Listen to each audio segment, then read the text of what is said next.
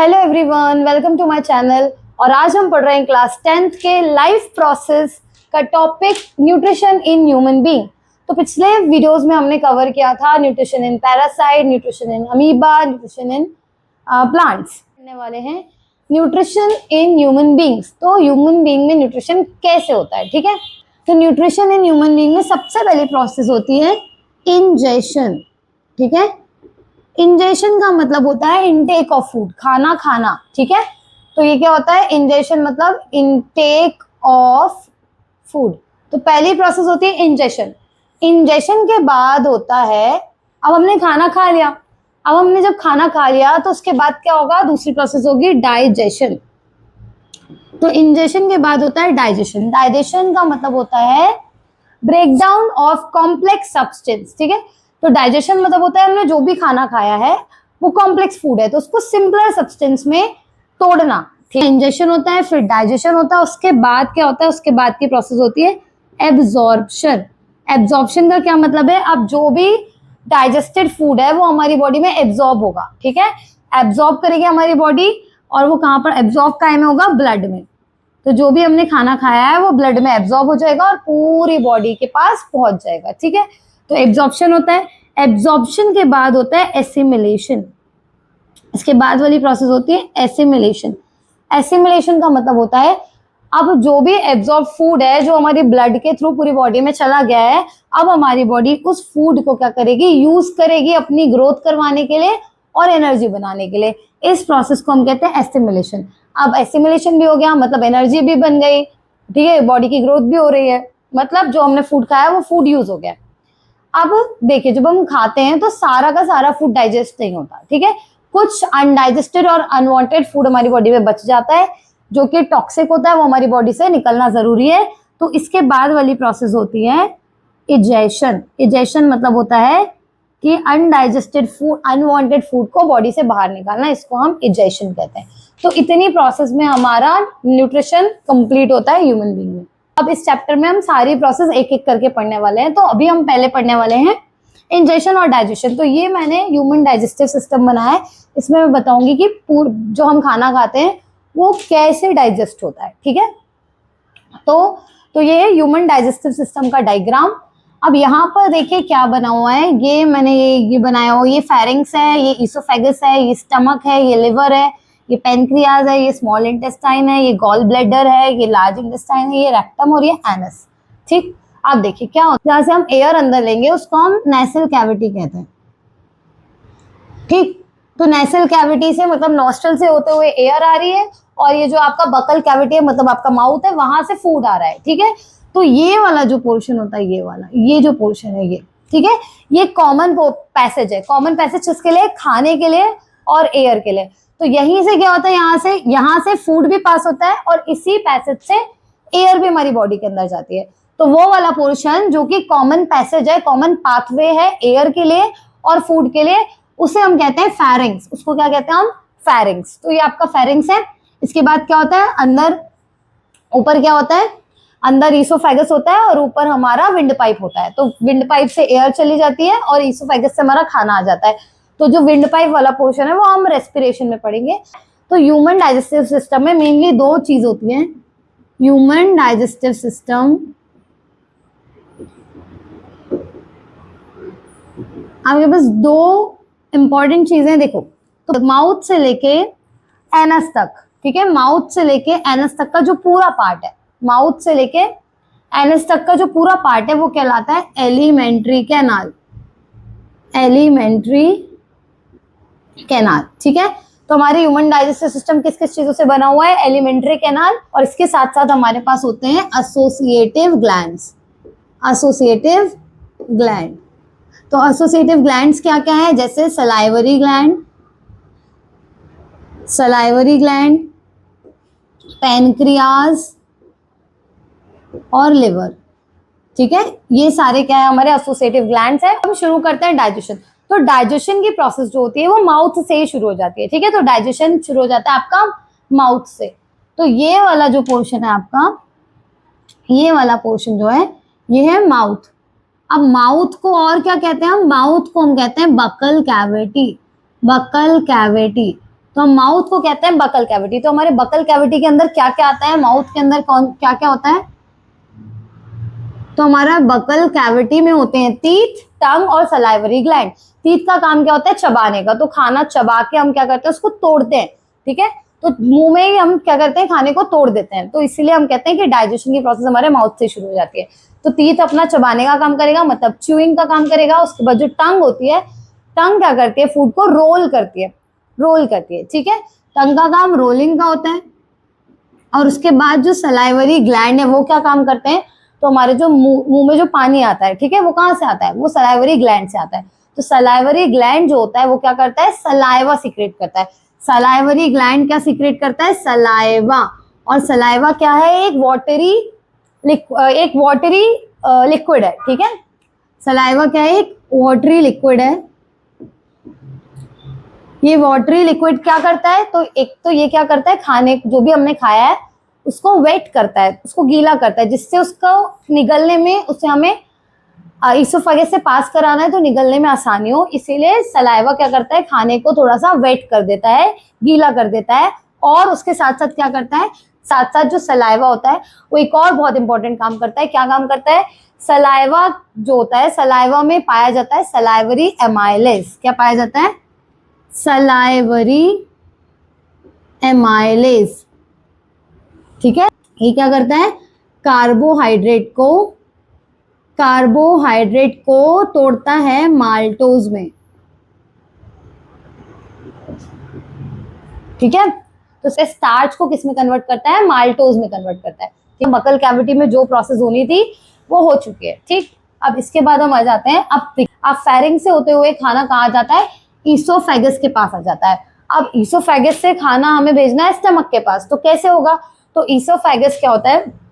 जो आपका ईसोफेगस होता है वो, उसकी जो मसल्स होती है वो कॉन्ट्रैक्ट और रिलैक्स करती है, मतलब एक बार फैलती है, एक बार सिकुड़ती है, एक बार फैलती है और एक बार सिकुड़ती है।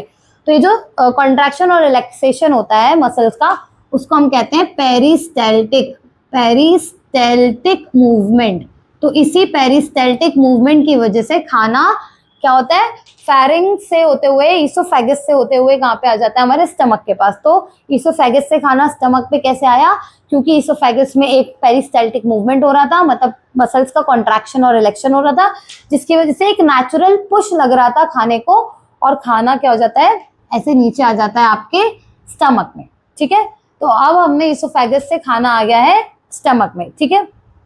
अब स्टमक में क्या होता है? जो स्टमक होता है वो एक जे शेप का ऑर्गन होता है, ठीक है। एक थैली लाइक स्ट्रक्चर है, जे शेप का ऑर्गन है स्टमक, ठीक है। अब जो स्टमक की वॉल होती है, स्टमक की वॉल में कुछ ग्लैंड्स होते हैं। तो ये स्टमक की वॉल है ये, ठीक है। यहाँ पर कुछ ऐसे ऐसे ग्लैंड्स होते हैं, ये ग्लैंड्स होते हैं, ठीक है। तो स्टमक की जो वॉल्स होती है उसमें ग्लैंड्स होते हैं, और ये ग्लैंड्स क्या करते हैं? कुछ डाइजेस्टिव जूस को सीक्रेट करते हैं। क्या डाइजेस्टिव जूस के अंदर होता है? पेप्सिन। जो डाइजेस्टिव जूस होता है उसके अंदर होता है पेप्सिन, एचसीएल और म्यूकस। अब ये एचसीएल क्या करता है? एचसीएल स्टमक के अंदर एक एसिडिक मीडियम क्रिएट करता है, और उसी एसिडिक मीडियम की वजह से पेप्सिन एक्टिवेट होता है। और पेप्सिन क्या करता है? पेप्सिन करता है ब्रेक डाउन ऑफ प्रोटीन। तो प्रोटीन को ब्रेक डाउन करने का काम मिला है किसको मिला है? पेप्सिन को। तो क्या एसिडिक मीडियम क्रिएट किया, उसकी वजह से पेप्सिन एक्टिवेट हुआ, और पेप्सिन ने क्या किया? प्रोटीन का ब्रेक डाउन करना शुरू कर दिया। उसके बाद ये म्यूकस का क्या काम है? म्यूकस क्या करता है? क्योंकि पेट के अंदर क्या एचसीएल है, स्टमक में हमारे एचसीएल है, तो म्यूकस क्या करता है? इस एचसीएल से स्टमक के अंदर की जो लाइनिंग है, ठीक है, स्टमक की लाइनिंग को प्रोटेक्ट करता है म्यूकस, ठीक। ये हो गया। अब हम आ जाते हैं, अब हमारा खाना स्टमक से कहां पर आ जाएगा? स्टमक से हमारा खाना आ जाएगा स्मॉल इंटेस्टाइन के पास, ठीक है। अब खाना कहाँ आ जाएगा? स्मॉल इंटेस्टाइन के पास। अब जो स्मॉल इंटेस्टाइन होती है, वो स्मॉल इंटेस्टाइन का जो साइज होता है वो लार्ज इंटेस्टाइन से बड़ा होता है, ठीक है। तो स्मॉल इंटेस्टाइन क्या होती है? स्मॉल इंटेस्टाइन लार्ज इंटेस्टाइन से बड़ी होती है।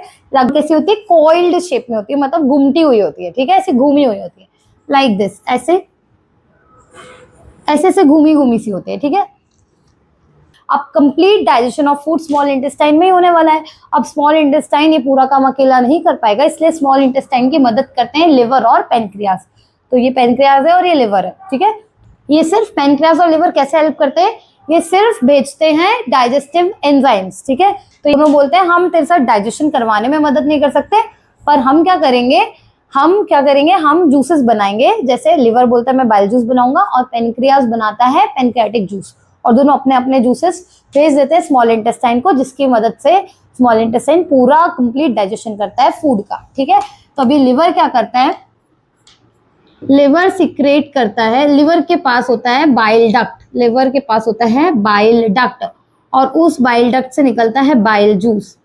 ठीक है, बाइल जूस क्या करता है, फैट को, ठीक है, ये करता है इमल्सिफिकेशन ऑफ फैट में मदद, क्या करने में मदद करता है, इमल्सिफिकेशन ऑफ फैट, मतलब ये फैट का ब्रेक डाउन करता है। इमल्सिफिकेशन ऑफ फैट का मतलब होता है जो फैट के बड़े बड़े मॉलिक्यूल्स होते हैं, ठीक है, ऐसे बड़े बड़े जो मॉलिक्यूल्स होते हैं फैट के, इन बड़े बड़े मॉलिक्यूल्स को छोटे छोटे मॉलिक्यूल्स में तोड़ता है। ठीक है, ऐसे बड़े बड़े फैट के मॉलिक्यूल्स से छोटे छोटे फैट के मॉलिक्यूल्स बनाता है, इसको ही कहते हैं हम इमल्सिफिकेशन ऑफ फैट। अब ये लिवर क्या करता है, अपने बाइल जूस को स्टोर कहाँ करता है, तो लिवर ने जो भी बाइल जूस बनाया है वो बाइल जूस कहाँ स्टोर होगा, गॉल ब्लैडर में। तो जो भी बाइल जूस किसने बनाया है, लिवर ने जो भी बाइल जूस बनाया है वो गॉल ब्लैडर में स्टोर कर देगा। ये वाला जो पोर्शन, ये जो ये थैली लाइक स्ट्रक्चर दिख रहा है आपको, ये लिवर है, और ये जो मैंने सब बनाया हुआ है, ये जो थैली लाइक स्ट्रक्चर छोटा सा पाउच जैसा बनाया है, ये है गॉल ब्लैडर। तो जितना भी बाइल जूस बनता है लिवर में वो सारा स्टोर हो जाता है गॉल ब्लैडर में, और जब जब हम खाना खाते हैं और हमारी बॉडी को डाइजेशन की जरूरत पड़ती है, तब तब गॉल ब्लैडर में से क्या होता है, गॉल ब्लैडर से निकलकर बाइल जूस कहाँ पर चला जाता है, इंटेस्टाइन के पास, स्मॉल इंटेस्टाइन के पास। ठीक है, तो लिवर का काम खत्म। इसके बाद आता है पेनक्रियास।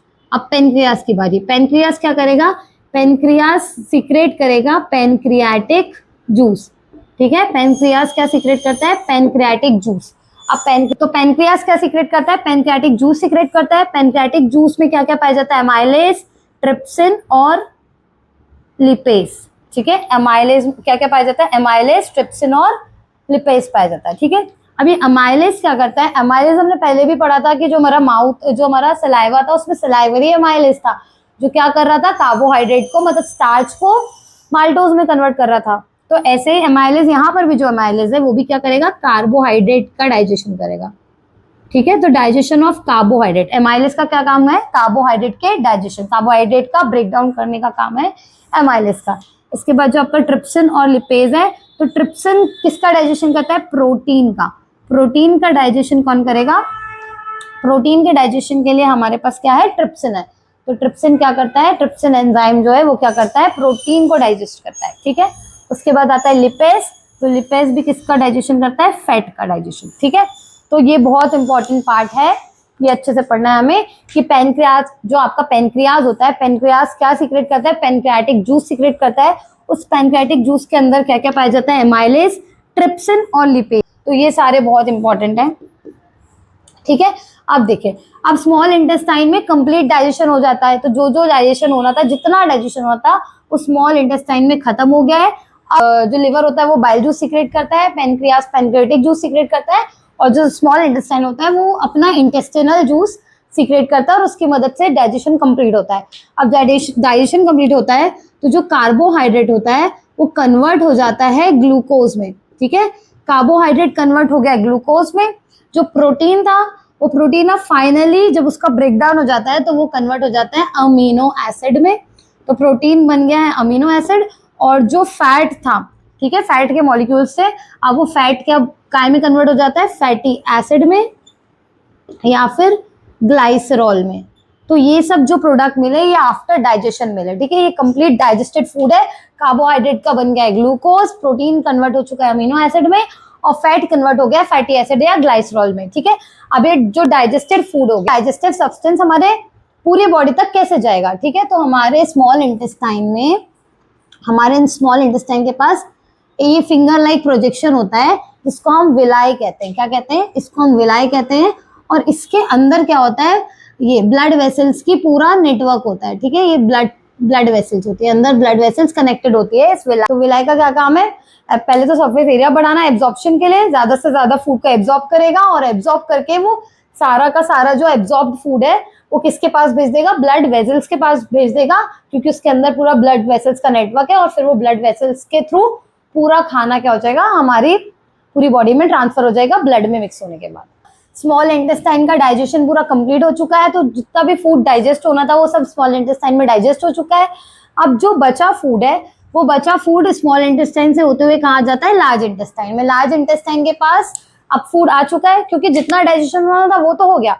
अब जो लेफ्ट, तो जितना फूड डाइजेस्ट होना था वो हो गया। अब बाकी का जो फूड है वो कहाँ आ जाएगा, लार्ज इंटेस्टाइन के पास आ जाएगा। लार्ज इंटेस्टाइन है, लार्ज इंटेस्टाइन क्या करेगा, उस फूड में से जितना जो अनएब्जॉर्ब फूड है उसमें से जितना भी वाटर और सॉल्ट होगा, उस अनएब्जॉर्ब फूड में जितना भी वाटर और सॉल्ट होगा उसको ये एब्जॉर्ब कर लेगा। वाटर और सॉल्ट को क्या कर लेगा, एब्जॉर्ब कर लेगा। वाटर और सॉल्ट को निकाल लेगा किसमें से, लेफ्ट ओवर जो फूड है, जो अनडाइजेस्टेड फूड है, उसमें से ये वाटर और सॉल्ट को एब्जॉर्ब करेगा लार्ज इंटेस्टाइन।